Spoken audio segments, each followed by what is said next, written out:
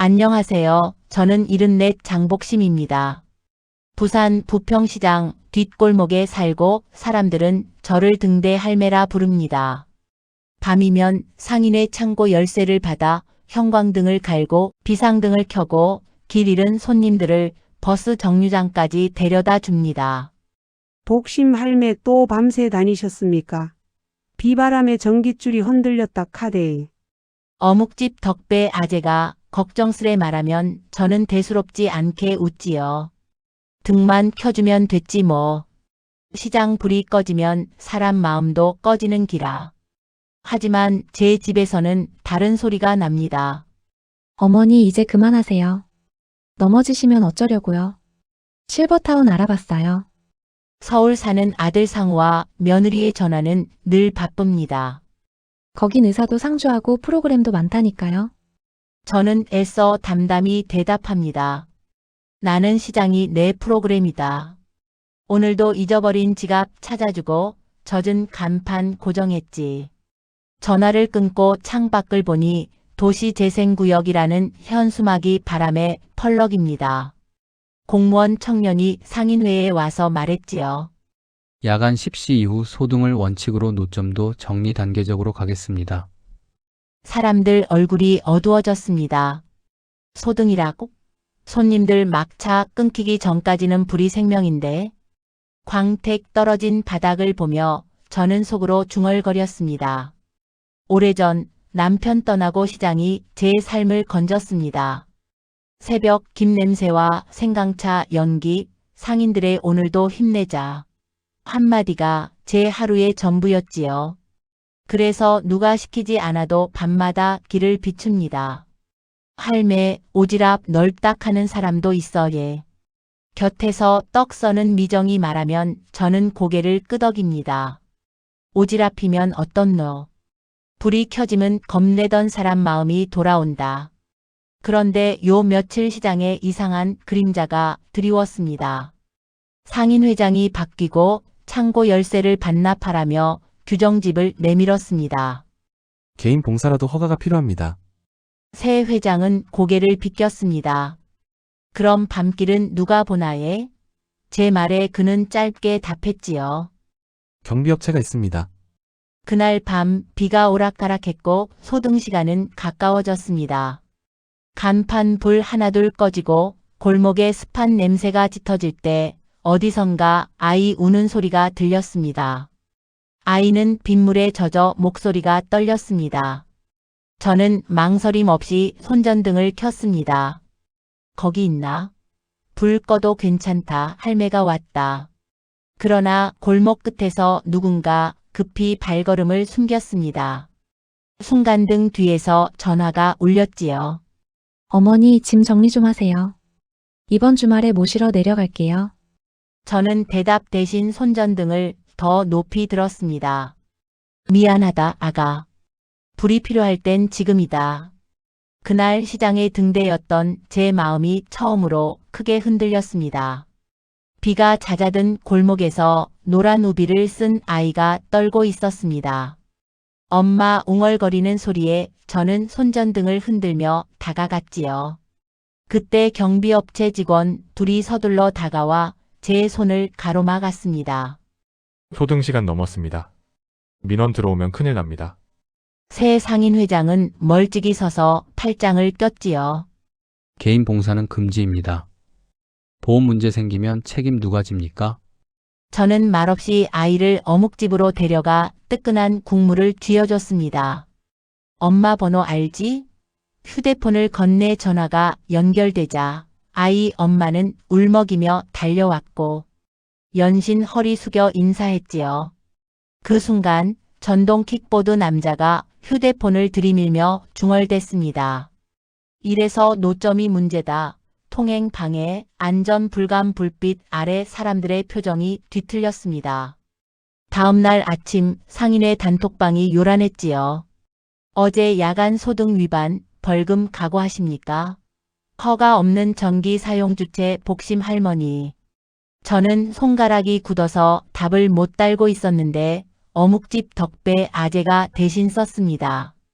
그 불빛 덕에 잃어버린 애 찾았습니다. 곧바로 회장의 냉랭한 답이 올라왔지요. 사적 선행은 공적 질서를 해칩니다.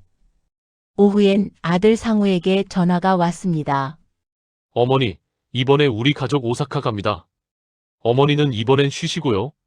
저는 애써 농담처럼 물었지요. 나는 안 가도 되나? 한 박자 쉬고 그의 말이 떨어졌습니다. 어머니까지 챙기면 일정이 꼬여요. 게다가 시장 일까지 하시잖아요. 우리 가족끼리만 다녀오겠습니다. 그 말이 가슴에 박혔습니다. 우리 가족끼리만. 전화를 끊고 전구 상자를 꺼냈습니다. 이 불들은 내 월세방 통장 잔액이 깎여 만든 빚이었습니다. 남편이 떠난 뒤 시장이 제 가족이었지요. 그런데 시장은 질서를 말했고 진짜 가족은 효율을 말했습니다. 밤이 오자 저는 일부러 불을 켜지 않았습니다. 소등된 골목은 금세 다른 얼굴이 되었지요. 물 고인 바닥에서 바퀴가 미끄러지고 젖은 천막이 휘청거렸습니다. 골목 끝에서 누군가 낮게 욕설을 뱉었습니다. CCTV 가져와라, 또 훼손이다. 그때 시청 도시재생팀 청년이 근처에서 저를 붙잡았습니다. 어르신, 야간 안전조명 시범구역 신청하시면 정식으로 켤 수 있습니다. 주민참여 예산 공모도 곧 열려요. 저는 물었습니다. 신청서 한 장이면 되나? 그는 미간을 찌푸렸지요. 서명 100명 위험 사례 기록, 지도, 조도 측정 수치 꽤 번거롭습니다. 저는 고개를 끄덕였고 오래된 영수증 뭉치를 꺼냈습니다. 전구 산 날짜, 교체한 위치, 시간 다 적어놨다. 그가 놀란 눈으로 메모장을 넘겨보는 사이 상인 회장이 경비업체와 귓속말을 나누는 모습이 보였습니다. 입찰 다시 보죠. 동서가 하는 회사가 더 싸답니다. 소문은 빠르게 번졌습니다. 저는 그때 알았습니다. 등만 켜서는 안 된다는 것을, 빚을 지키려면 빚의 이유를 서류로 말해야 한다는 것을. 그 밤 손전등을 끄고 펜을 들었습니다. 야간 안전조명 청원서 1차본. 제목을 적는 제 손이 덜덜 떨렸습니다. 외로움 때문이 아니라 오래 묻어둔 두려움이 글자 밖으로 나오고 있어서였지요. 그래도 쓰기로 했습니다. 불빛이 사람을 돌아오게 한다는 걸 한 줄 한 줄 증명해 보이기로. 다음 날 새벽 저는 메모장과 낡은 줄자를 들고 시장 골목을 한 칸씩 쟀습니다. 여긴 비 오면 물이 발목까지 찬다. 간판 높이 EM 전구 18W. 전파사 영감님에게서 빌린 조도계를 켜고 값을 적었습니다. 여긴 삼룩스네. 사람 눈이 겁먹는 밝기다. 덕배 아재가 따라오며 말했지요. 할매, 내가 사진 찍어준 거 남길게. 저는 고개를 끄덕이며 덧붙였습니다. 어제처럼 아이가 다시 길 잃지 않게 숫자로 말하자. 오전 장이 한창일 때 새 상인 회장이 전단을 돌렸습니다. 야간 소등 준수 위반 시 경고. 종이 위 회색 글자가 싸늘했습니다. 저는 그 옆에 제 전단을 붙였습니다. 불이 꺼지면 지갑도 사람도 용기도 잃습니다. 야간 안전조명 청원 서명합니다. 서명을 부탁하려니 손이 떨렸지만 미정이가 먼저 펜을 잡았지요. 복심 이모가 시장 지킨 거 우리 다 봤다. 한 줄 보탠다. 어묵을 사던 손님이 조심스레 묻습니다. 저도 써도 되나요? 밤마다 버스 기다리는 길이 너무 무서워요. 줄이 생겼고 낮 동안 26개, 저녁에 45개, 종이 위에 이름들이 빛처럼 늘어났습니다. 해가 지고 소등종이 울릴 즈음 젖은 바닥에서 누군가 미끄러져 넘어졌습니다. 아이고, 채소 가게 할머니의 손목이 꺾여 얼굴이 사색이 되었습니다. 경비업체 직원이 다가와 말했지요. 구급차 부르겠습니다만 소등 규정은. 그 말이 다 끝나기도 전에 저는 휴대용 비상등을 켰습니다. 지금은 규정보다 사람이다. 구급차가 떠난 뒤 저는 회장에게 정면으로 말했습니다.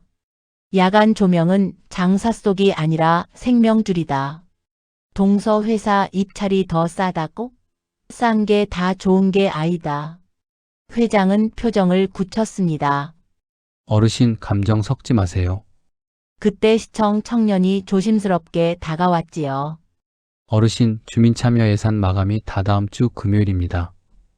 발표까지 하셔야 해요. 저는 잠시 숨을 고르고 대답했습니다. 내가 하겠습니다. 누가 불을 켜는지, 왜 꺼지면 안 되는지 숫자랑 얼굴로 보여주겠습니다. 그날 밤 저는 상인들 인터뷰를 받아 적었습니다. 불 꺼지면 손님 절반 줄어요. 폐쇄회로 사각지대가 여기에요. 막차 끊기면 집에 못 가요. 손전등 아래 잉크가 번지고 눈이 시큰거렸지만 멈추지 않았습니다. 칸칸이 채워진 지도, 조도 수치, 넘어짐 사고 위치, 구급차 도착 시간, 그리고 무엇보다 이름들.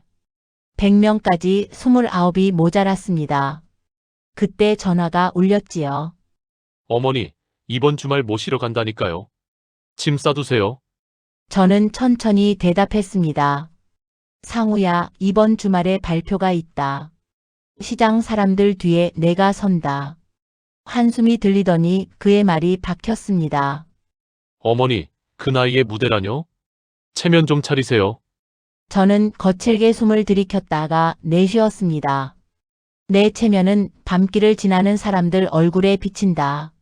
그게 내 무대다. 전화를 끊고 저는 마지막 서명을 받으러 골목 끝 빈 상가로 향했습니다. 문을 열자 노란 우비가 걸려 있었습니다. 어젯밤 아이 엄마가 기다리고 있었지요.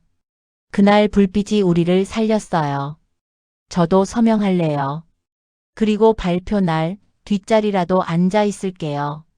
그 말을 듣는 순간 제 안에서 무언가 또렷이 켜졌습니다. 겁이 아니라 결심이, 오지랖이 아니라 의무가.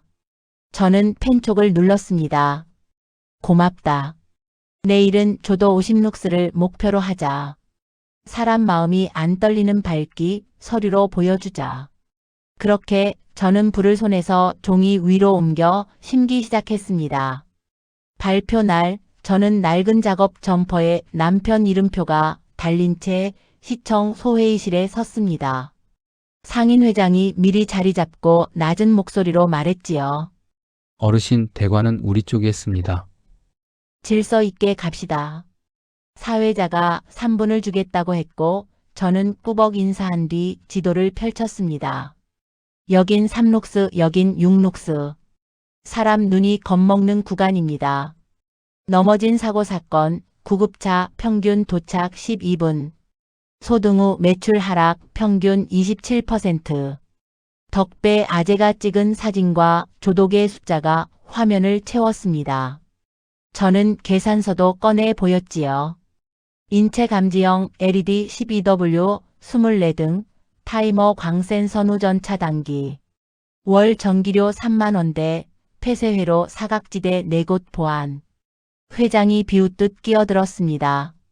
과장입니다. 안전은 경비업체 소관이고 비용은 그때 노란 우비 아이 엄마가 손을 들었습니다. 어젯밤 불빛 덕에 제 딸을 찾았습니다. 사적 선행이 공적 질서를 해친다는 말, 저는 동의 못합니다. 방 안이 잠시 고요해졌습니다. 시청 청년이 자료집을 넘기며 거들었지요. 위험 사례 기록이 상세합니다. 다만 유지관리 주체와 책임 범위가 필요합니다. 저는 숨을 골라 또박또박 답했습니다. 상인회 마이너스 자원봉사 마이너스 시의 3자 협약, QR 스티커로 고장 접수, 월 1회 점검표 공개. 전선은 전기안전공사 검수, 보험은 공공배상 담보로 묻겠습니다. 사회자의 눈빛이 달라졌습니다. 질문 더 없으시면 다음 안건. 그때 회장이 마이크를 다시 잡았습니다. 입찰은 가장 저렴한 회사로 가야 합니다. 하필 동서 회사가 싸다는데 문제라도? 저는 천천히 휴대폰을 들어 올렸습니다. 그 동서가 회장님 처남회사 아닙니까? 지난주 골목 입구에서 하신 말을 제가 녹취했습니다. 짧은 클립이 흘렀지요. 입찰 다시 보죠. 동서가 더 싸다. 웅성임이 번졌고 사회자가 단호히 말했습니다. 이해 충돌 소지는 따로 조사하겠습니다. 회장의 얼굴이 굳어질 때 저는 마지막으로 말했습니다. 저는 빛을 켭니다. 누가 켜는지, 왜 켜는지, 어디까지 책임지는지도 같이 밝히겠습니다. 발표가 끝나자 박수가 퍼졌고 사회자는 결정을 다음 주 금요일 발표 마감일에 공표하겠다고 했습니다. 복도에 나오니 상우에게 메시지가 와 있었습니다. 오사카 도톤보리, 엄마도 즐기세요. 화면 속 네온이 물에 반짝였지만 제 손엔 아직도 조도계의 차가움이 남아 있었지요. 시장에 돌아오니 청원판이 찢겨나가 있었습니다. 밤새 누가 뜯고 간 모양이었습니다. 할매, 누가 이 꼴을 내놨노? 미정이가 테이프를 들고 달려왔고 어묵 국물 김이 다시 올라왔습니다. 그때 진열대 아래에서 작은 봉투 하나가 굴러 나왔지요. 아이가 그린 크레파스 그림, 시장에 불 켜주신 할머니라고 적혀 있었습니다. 저는 조용히 고개를 숙였다가 들었습니다. 오지랖이면 어때? 오늘 밤도 합법의 틈으로 비춥시다. 소등 이후 실내 등은 허용이라는 규정을 떠올리고 가게 안 스탠드를 출입문 쪽으로 돌렸습니다.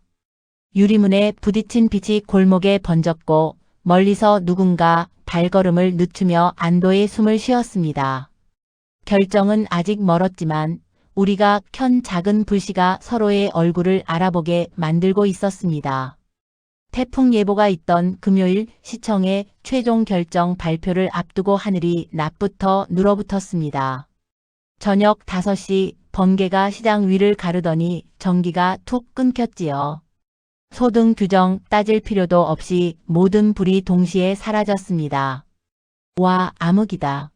누군가 내지르자 아이들 울음이 연달아 터졌고 젖은 바닥에서 달걀 상자가 미끄러졌습니다. 저는 반사적으로 외쳤지요. 다들 가게 안으로 한 걸음. 비상등은 출입문 쪽으로 돌리고 휴대폰. 손전등은 바닥이 아니라 벽에 비추이소. 덕배 아재가 대답했습니다. 할매, 발전기 있다. 생선 손질용 소형 발전기가 덜컥거리며 돌아갔고 저는 미리 표시해둔 사각지대 4곳에 줄 전등을 걸었습니다. 미정아, 스탠드 갓 벗겨서 문 밖으로 45도. 청년, 저쪽 빗물고인데 미끄럼주의 팻말.